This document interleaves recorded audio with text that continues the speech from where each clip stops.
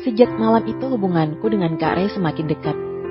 Dia lebih perhatian padaku, tak segan mengungkapkan perasaannya meski di tempat umum.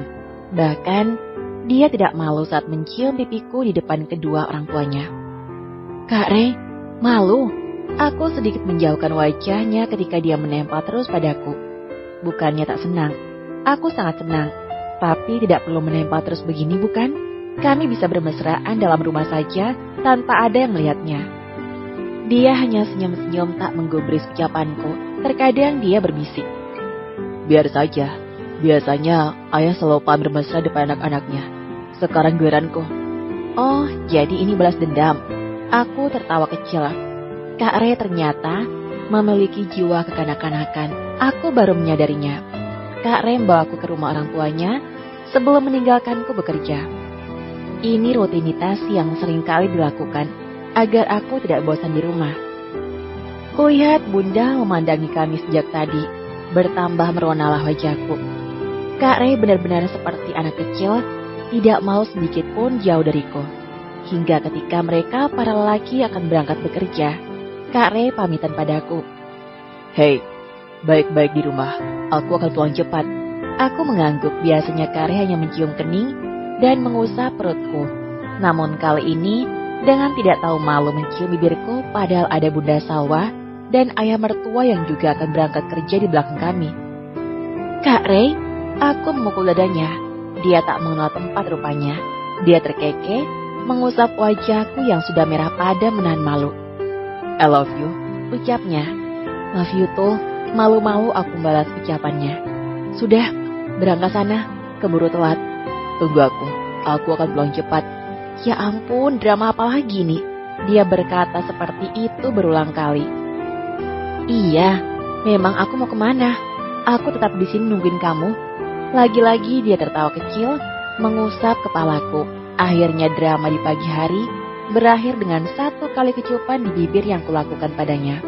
Malu, tentu. Aku terpaksa menahan malu untuk melakukan itu supaya dia segera berangkat bekerja. Sampai semua pria telah meninggalkan rumah, tinggallah aku dan Bunda Salwa berdiri di sana menatap dua mobil yang mulai menghilang dari pandangan. Kami berdua pun masuk ke dalam bersama-sama. Meskipun tidak memiliki toko khusus, tapi kue yang dibuat mertuaku ini cukup laris. Mungkin kolega bisnis ayah mertualah yang sengaja memesan guna mempererat tali silaturahmi atau juga sebagai pendekatan. Karena keluarga Kak Ray adalah orang berpengaruh. Kali ini kami membuat pesanan kue dengan gambar pemandangan. Aku pikir konsepnya akan melukisnya menggunakan pewarna makanan pada permukaan kue. Ternyata tidak. Mertuaku satu ini terampil sekali. Dia membuat bentuk 3 dimensi dari sebuah bentang alam lautan yang jika dilihat seperti kita sedang melihat pemandangan dari atas ketinggian. Bunda menggabungkan kek pandan di bagian bawah dan coklat untuk bagian atas menjadi satu tumpukan. Lalu membentuk tebing kue di coklat. Tak lupa remukan kek pandan ditaburkan di atas krim coklat sebagai pengganti dedaunan rimbun. Untuk lautnya beliau menggunakan bahan gelatin dan jelly dicampur pewarna makanan. Sempurna, ucap Bunda Salwa setelah memberikan sentuhan terakhir, yaitu memasang aksesoris pada kue buatannya. Aku mengambil ponsel dari dalam tas, memotret kek hasil buatan kami sebelum dikirim ke customer. Rasanya sayang sekali kalau kue secantik ini bakal dipotong dan dihabiskan. Bagaimana kehamilanmu? Kami mengobrol sambil menikmati teh selepas menyiapkan pengiriman kue. Baik Bun, alhamdulillah. Beliau mengeluarkan sesuatu yang sepertinya sudah dipersiapkan sebelumnya. Sebuah kotak berwarna hitam berbahan ludu, terlihat elegan dan mewah dengan lapisan emas di bagian tengahnya. Sebelumnya, Bunda memberikan ini pada Rena. Telapak tangannya menangkup tanganku, meletakkan kotak berwarna hitam itu di atas telapak tanganku. Kamu tahu Alia, Bunda tidak memiliki anak perempuan. Kakak Ray tinggal di luar kota bersama istrinya. Sementara si bungsu sudah betah di luar negeri. Hanya Ray yang masih di sini mau membantu ayahnya melanjutkan bisnis keluarga. Ray tidak pernah membantah apapun atau minta sesuatu pada kami. Makanya saat kami tahu kalau Ray ternyata mengamilimu, yang merupakan adik Rena. Kami sangat kaget. Ray yang pendiam justru melakukan hal yang dilarang agama. Pandangan beliau menerawang dengan menatap ke depan setelah melepaskan tanganku. Tangannya padaku. Bunda sangat syok, tidak menyangka Ray bisa berbuat seperti itu. Apalagi ayah, dia langsung mengajar di tempat. Kami kecewa dengannya. Maaf, ucapku meskipun itu semua bukan 100% kesalahanku. Tetap saja ada perasaan bersalah yang menghantui ketika Bunda Sawa mengungkapkan kekecewaannya kepada Kak Ray. Tolong maafkan Kak Ray, dia sudah sangat menyesali perbuatannya. Apapun alasan Ray, kami tidak membenarkan perbuatannya. Apalagi mempermainkan sebuah pernikahan. Aku menunduk, memang benar apa yang dikatakan Bunda. Beliau pasti sangat marah dan kecewa karena pada saat itu Kak Ray dan Kak Rena baru saja membina rumah tangga. Alia, panggilnya. Aku menoleh seketika. Sudut bibir beliau tersenyum, lalu menatapku dengan pandangan yang sayu. Bunda senang kau bisa menerima Ray. Aku yakin ini sangat sulit. Tapi melihat kalian berdua bahagia, kami sebagai orang tua ikut bahagia. Tugas kami hanya mendoakan dan merestui hubungan kalian. Jemari lentiknya membantuku membuka kotak hitam yang di telapak tanganku. Dan barulah aku tahu apa isi dari kotak tersebut. Sebuah cincin bertahtakan permata menghias di hampir seluruh permukaannya. Ini hadiah pemberian dari ayah saat awal kami menikah. Ini untukmu, terimalah. Bunda ingin hubungan kalian awet hingga maut memisahkan. Bunda bisa melihat sendiri bagaimana Reslin tersenyum sekarang. Dia sangat mencintaimu, Alia. Bunda yakin kau bisa membawa kebahagiaan dan ketentraman pada hidup Ray. Aku menatap cincin tersebut dengan mata berkaca-kaca. Cincin ini pasti sangat berarti bagi Bunda. Namun, beliau justru menghadiahkan ini padaku. Bunda tidak marah? Tanyaku memastikan. Beliau menggeleng. Penyesalan memang harus ada, tapi kehidupan akan terus berjalan. Kalian harus bahagia. Aku mengangguk dan berulang kali mengucapkan terima kasih. Kebahagiaan jelas membanjiri hatiku. Beginikah rasanya dikasihi dan disayangi orang tua? Mereka begitu hangat. Aku merasakan milik keluarga yang sangat sempurna sekarang. Kuusap perutku yang sudah membuncit mengucap syukur akan kehadirannya. Aku tidak tahu ini semua takdir, kesalahan atau sebuah kekilafan semata.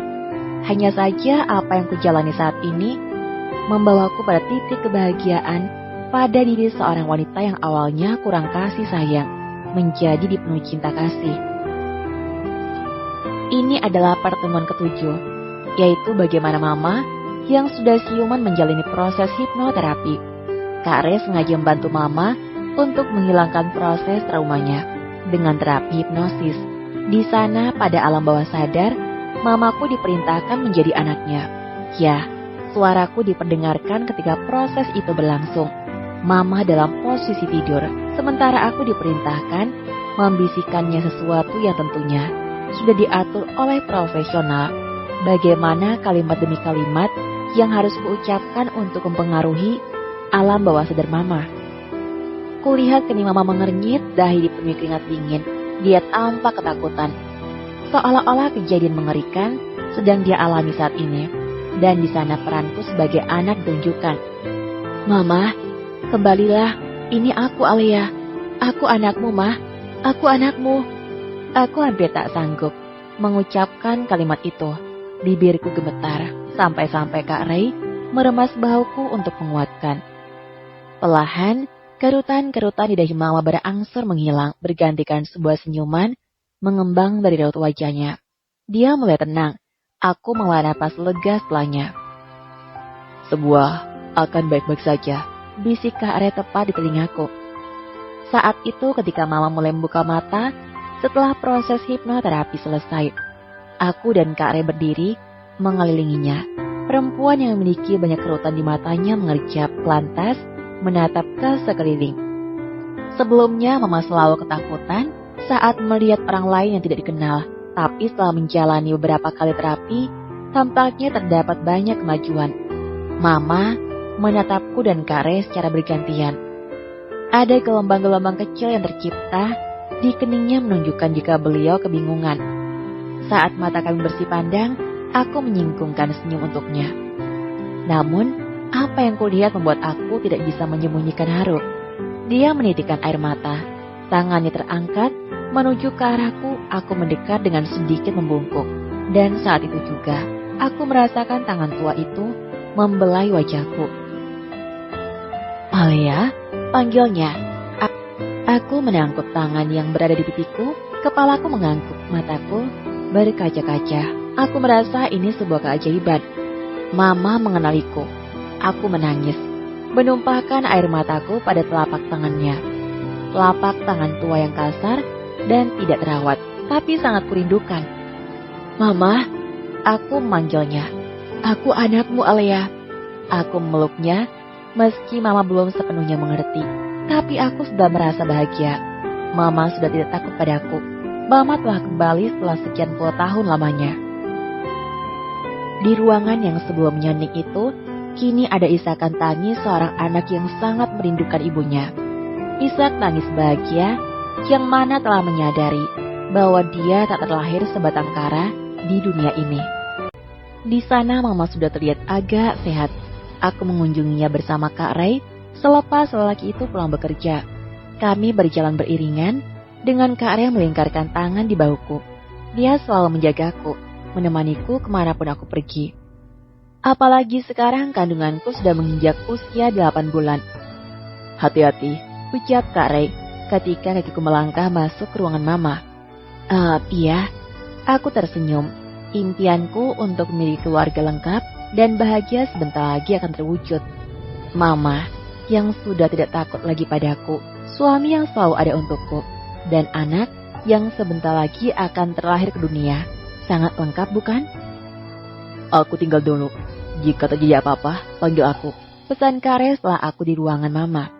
Aku mengangguk dengan dia melabuhkan satu keciupan hangat di dahiku sebelum akhirnya keluar dari ruangan itu meninggalkan aku dan Mama berdua. "Ma, aku datang." Aku menyentuh tangannya, meletakkan punggung tangan Mama di keningku. Beliau tersenyum, mengusap kepalaku. Oh ya, Mama sudah bisa bicara padaku meski aku harus berusaha menanyai dan mendekatinya terlebih dahulu. Sejujurnya aku ingin sekali mengetahui apa yang selama ini terjadi pada Mama. Bagaimana dia bisa berakhir dalam kondisi menyedihkan. Sampai anak buah Kak Ray menemukannya. Bagaimana aku bisa berada di tengah-tengah keluarga Hinata. Aku ingin tahu semuanya. Tapi Kak Ray melarangku bertanya. Dia bilang itu sangat bahaya. Karena saat ini Mama dalam masa pemulihan pasca trauma. Kami dilarang membahas masa lalu Mama sebab mungkin akan menimbulkan efek traumatik berlebih sehingga aku harus lebih sabar untuk mengetahui semuanya. Biarkan saja yang lalu itu berlalu. Yang penting aku bisa berkumpul lagi dengan mamaku. Aku menyuapinya. Bibir kehitaman itu melahap makan yang kusuapkan. Kulihat sudut matanya berlinang. Mama menangis sambil mengunyah suapan dariku. "Alia, siapa laki-laki yang bersamamu?" Pertanyaan Mama jelas membuat aku terkejut. Sejak awal, Mama tak pernah sekalipun bertanya tentangku. Namun saat ini, Mama tiba-tiba menjagaku, mengajakku bicara lebih dulu. Sungguh ini adalah perkembangan yang luar biasa. "Dia suamiku, Rainan. Kami sudah menikah, Mah." "Apa dia memperlakukan kamu dengan baik?" Aku mengangguk. "Sangat baik. Dia menjagaku dengan baik. Dia juga yang bantuku menemukan Mama." "Syukurlah." Mama senang mendengarnya. Tangan kurusnya menyeka air mata yang menetes di pipi. "Maafkan Mama.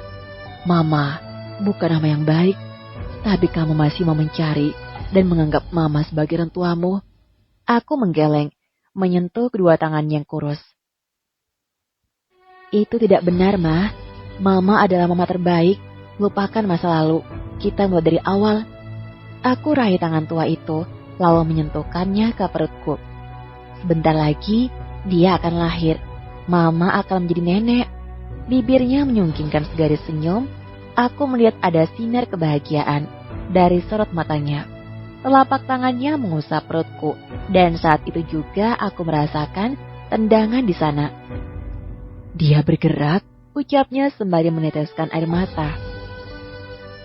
Dia mengenali neneknya. Aku menangkap tangan Mama. Dia tidak sabar ingin main dengan neneknya. Saat itu aku ingin sekali menangis. Hatiku merasa haru luar biasa. Tangan Mama tak teralih pada perutku, mengusapnya lembut. Dia sangat aktif. Mama mendoakan kebahagiaanmu. Aku mengangguk, lalu memeluk Mama dengan duduk di tepi ranjang. Beliau membalas pelukanku seperti orang tua yang telah lama tak berjumpa anaknya. Apakah kalian tahu apa yang membuatku begitu haru? Mungkin segala di dunia ini aku bisa raih. Uang, ilmu, kehormatan, dan cinta. Namun kesempatan untuk mengasihi orang tua tidak bisa terulang kembali. Dan kini, Tuhan memberi kesempatan untuk melakukan itu. Mempertemukanku dengan Mama yang selama puluhan tahun lamanya baru bisa melihat wajahnya. Tertanda autor. Teruntuk yang di luar sana selagi ada kesempatan membahagiakan orang tua, maka lakukanlah. Bahagiakan mereka sesuai kadar kemampuan kita. Karena kita tidak tahu sampai kapan kita bisa berbakti pada mereka. Bisa jadi saat ini kita bisa melihat senyum mereka, namun esok atau lusa senyum itu tak lagi ada. Jangan sampai ada penyesalan seperti saya karena sebuah kesalahpahaman berujung pada penyesalan seumur hidup karena tidak memiliki kesempatan membahagiakan seorang ayah. Hari sudah semakin malam saat kami memutuskan pulang dari yayasan di mana Mama berada. Sebenarnya aku mengusulkan agar Mama tinggal bersamaku. Namun dokter yang menangani Mama mengatakan bahwa sebaiknya pengobatan tetap dilakukan sampai kondisi Mama benar-benar membaik. Khawatirnya dalam keadaanku yang hamil tua tidak akan bisa merawat Mama saat trauma Mama muncul di waktu yang tidak tepat. Telapak tangan Kak Re yang melingkar tubuhku mengusap perutku. Dia senang sekali saat merasakan pergerakan yang tiba-tiba menendang telapak tangannya. Kadang dia terkekeh kecil lalu membelai lembut pada permukaan perutku. Laki-laki atau perempuan? Tanya Kak Re setelah merasakan pergerakan lambat pada perutku. Entahlah. Aku tidak sabar mengajaknya bermain. Berlari di pantai sambil menggendongnya di atas bahuku. Tangannya beralih mengusap kepalaku. Dan di sekalian, kita bulan madu. Wajahku bersemu ketika Kak Re membisikkan kata bulan madu padaku. Pernikahan kami belum disahkan oleh negara. Karena sampai saat ini, sidang perceraian Kak Re belum sepenuhnya selesai. Kak Reina minta saham yang teramat besar pada perusahaan keluarga Kak Re karena merasa dirugikan. Dia menuduh Kak Re berselingkuh di belakangnya denganku, adiknya sendiri. Kak Reina merasa dibohongi selama menjadi istrinya. Entah apalagi yang menjadi tuntutan Kak Reina demi mengulur-ulur waktu sidang cerai mereka. Namun Kak Re berkata bahwa semuanya sudah mendapatkan titik terang. Besok dipastikan pihak Rena akan kalah dengan menetapkan rumah dan sejumlah uang sebagai keputusan akhir. Kamu ingin pergi kemana? Nanti biar aku menyuruh orang untuk mempersiapkannya. Aku menoleh dengan sedikit menengadah, menatap mata Hazel itu yang kini tengah memandangku. Terserah kamu, aku sebelumnya jarang sekali berlibur. Terakhir adalah perpisahan sekolah. Aku akan senang kemanapun kau mengajakku, asalkan kita perginya bersama. Mungkin mulai saat ini aku harus menabung, kata Kak Re menanggapi jawabanku. Menabung? Apakah sebanyak itu biaya berbulan madu sehingga membuat Kak Re harus menabung untuk mewujudkannya? Iya, aku akan menabung berbagai macam gaun tidur untuk kamu kenakan nanti saat bulan madu. Dia berkata sambil mengedipkan matanya padaku. Ih, aku mencubit perutnya yang rata. Mesum. Bicaranya tak jauh dari masalah itu. Dia terkekeh, memeluk tubuhku kian erat sembari meletakkan dagunya di atas kepalaku. Namun, sesaat Kak Re memelukku, terdengar panggilan telepon yang membuatnya segera mengalihkan perhatian. Iya, ucap Kak Re menjawab panggilan itu. Aku melihat ada ketegangan pada raut mukanya. Dia menatapku tanpa berkata apapun. Sepertinya panggilan itu terlihat sangat serius jika dilihat dari ekspresi wajah Kak Re yang berubah. Ada apa? Aku akhirnya memberanikan diri bertanya.